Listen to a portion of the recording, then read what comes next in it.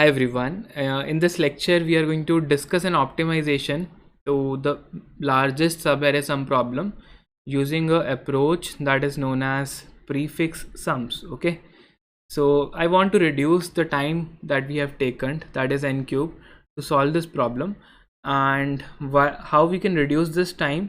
Let us look at one approach. Okay, for example, what we are doing, let's say I want to compute the sum from I to j. Okay, and I need to do it repeatedly. Okay, every time I'm going to make a different subarray, I will have large portion of the array which is common to both. Okay, so currently what I'm doing, I'm iterating over these elements using a variable k, and I'm spending order of n time to get the current subarray sum. Okay, so this is what we are doing.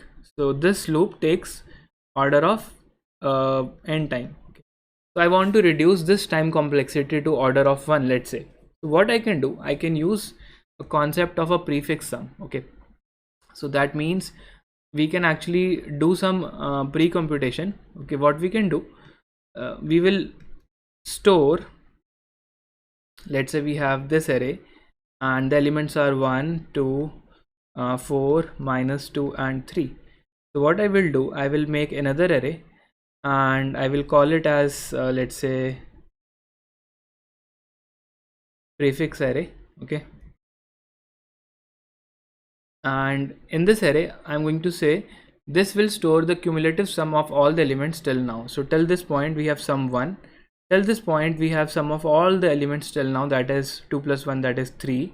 Till this point we have sum of all the elements, that is 4 plus 3, that is 7, and for this we will have 5, and for this we will have 8. Okay, so what we are doing, we are saying, okay, prefix of I is nothing but prefix sum of I minus 1 plus the current element. Okay, this is how we can build this prefix sum array in just order of n time, and we will build it only once.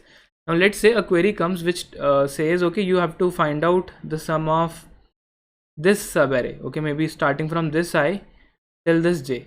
So instead of iterating over this array and computing the sum, what you can do, you can simply do it in one step. You can say this sum is nothing but it is equal to prefix of j minus prefix of I minus 1. Okay, so basically the sum till this index minus the sum till one index before the starting point, that is this index. Okay, so what is the sum till this index?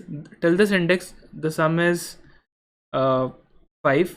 And what is the sum at ps of I minus 1? This is I minus 1, so this is 5 minus 1, that this is 4. Okay, so now you can see, instead of putting this entire loop, I can simply say this can be replaced by ps of j minus ps of I minus 1.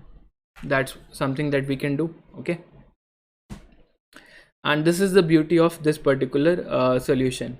So what we can do is we can make a prefix sum array, and every time we have to compute subarray sum, we will use this formula, and this will give us the sum of the subarray in just constant time without depending upon how big the array is. Okay, so let us modify our code, let us modify our approach to a prefix sum based approach. Okay, so now we are going to do a prefix sum approach, and we can say the largest sum till now is 0, that is fine, but firstly we need to compute prefix sums. Okay, so I need to make another array. I can say prefix of size n plus 1, and let's say it is equal to 0, or maybe you can make it of size n as well, and then you can say for int I equals to 1, I less than equals to I less than n, I plus plus, and what you can do, you can say prefix of 0 is same as array of 0. Okay, and prefix of I, all other i's, is same as prefix of I minus 1 plus array of I. Okay, so this is the prefix sum computation that we have done. Now you may ask, why didn't we start this loop from 0? So if you put this loop from I equal to 0, what is going to happen is prefix of I minus 1, it would become minus 1 index. So that's not correct. So this formula that we have discussed, that ps of I is equal to ps of I minus 1, this is applicable if the value of I is greater than equal to 1. Okay, for I equal to 0, we have already done an initialization here. So this is fine, and here is the largest sum logic that we have.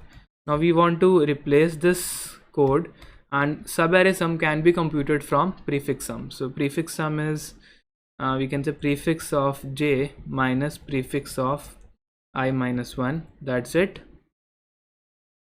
But now there is one small issue.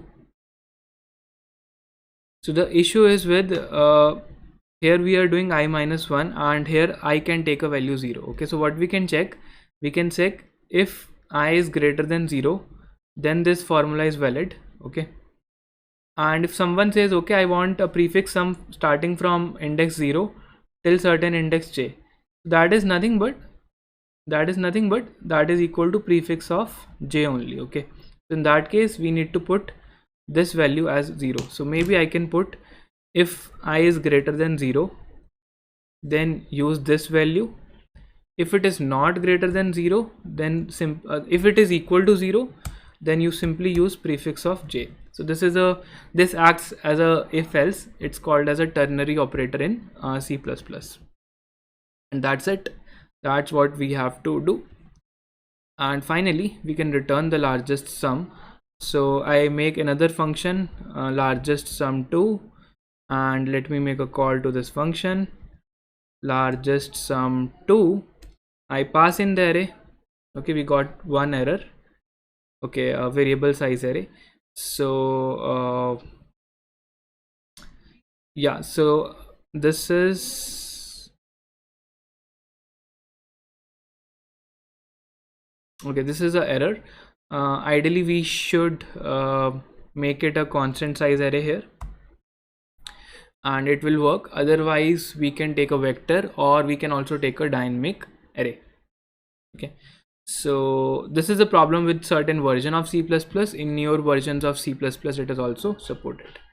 So yeah, let's try to run our code now,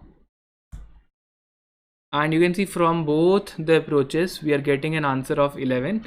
The first approach works in order of n cube time, the second approach works in order of n square time. I hope this one is clear. And why it is working in order of n square time? Because this loop is independent. So this loop works in order of n time, plus we are doing these two loops work in order of n square time. So overall the complexity would remain order of n square. So that's all for this lecture. I hope you really understood the prefix sum approach, and in the next video we'll discuss one more approach.